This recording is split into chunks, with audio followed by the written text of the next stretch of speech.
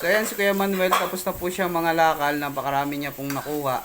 At nakuha niya na rin po yun dito sa bahay, yung sa likod namin, yung nauna ko pong na-upload kanina ng mga paps.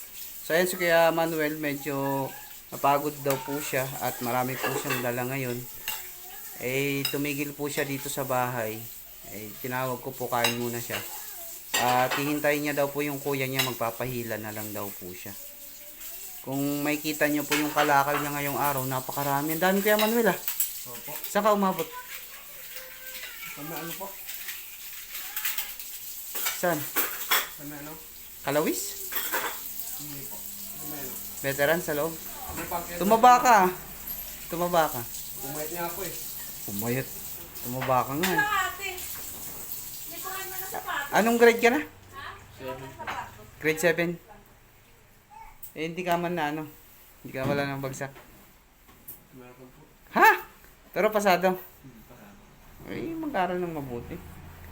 So, yun si Kuya Manuel, grade 7 na daw po siya. At sa susunod na pasukan, ay mas pagbubutihan niya pa. Tagal niya pong hindi nakapunta dito sa bahay. Siguro mga ilang buwan din. Halos 7 buwan po ata siya, mga paps, mga Mars, din nakapunta dito. So ngayon mga paps, mga Mars, eh marami po siyang kalakal ngayong araw.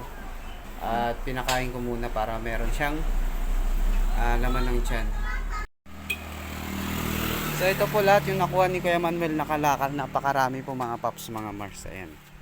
Nakuha niya po ngayong araw yan mga paps. Ayan, tingnan niyo. Yan po yung nakalakal niya ngayon, di ba? Napakasipag ng bata na yan si Kuya Manuel.